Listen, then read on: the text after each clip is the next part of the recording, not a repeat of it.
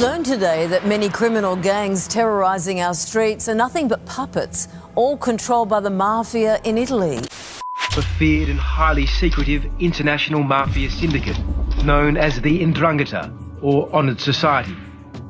The Ndrangheta's presence in Australia can be traced back to 1922, when a ship named the Re d'Italia left Calabria and docked in Adelaide.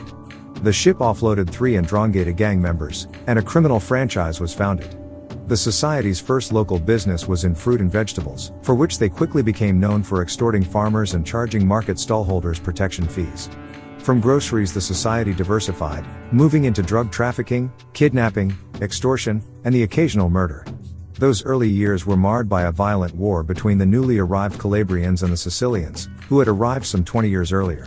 While the two groups were neighbors back in Italy, the Ndrangheta and the Sicilian Mafia were fiercely independent of one another in New York's underworld.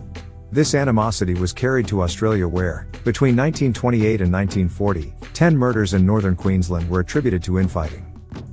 The society's racket continued to grow through the 1980s, and members began buying great tracts of land along the East Coast. It's estimated their marijuana dealings yielded profits of around $60 million, $45.5 million a year. The society consolidated its power quietly in the background.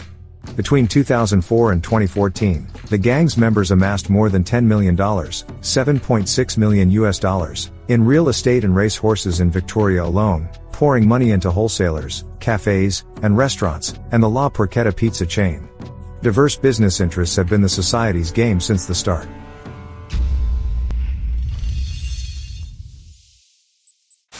Federal Police have launched a major new crackdown on the Calabrian Mafia with the extraordinary claim that more than 50 families with over 5,000 members are operating in suburbs right around Australia. They say the Italian mob is pulling the strings of local bikie gangs and that they are the real-life godfathers of organised crime down under.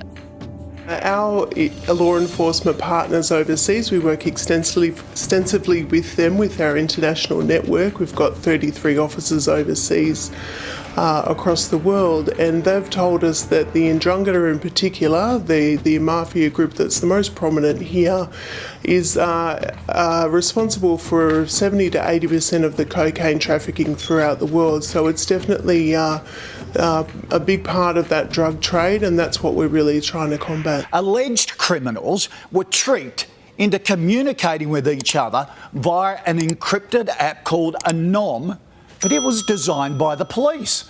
The platform was available on the black market, and only another person with the same app could receive communications. But police were watching and listening the whole time. There were over 28 million conversations on that app that were captured, so there's extensive intelligence that we've been able to gain from that. Police say Operation Ironside saw 224 people charged, 4,000 kilograms of drugs seized, that's 4 tonnes, $45 million in cash, 20 murder plots failed, 90% of those were directly related to outlaw motorcycle gangs, 72 firearms and weapons were also seized, and 6 clans were dismantled.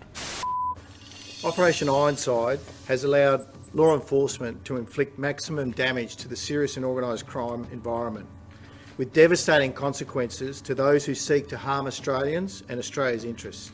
And today, Australia is a safer country because of this unprecedented operation. And we allege they are members of outlaw motorcycle gangs, Australian Mafia, Asian crime syndicates and serious and organised crime groups. Almost 1,000 have been arrested, 240 firearms have been seized, 48 million in cash and 32 tonnes of illicit drugs have been seized. And for the last 3 years, this operation has been covert. Australian law enforcement has been arresting and charging alleged offenders. Look, I congratulate the Australian Federal Police, who worked very closely with state and territory police across Australia and also with the FBI. As Commissioner Kershaw has just outlined, crime is international. It impacts on everyday Australians.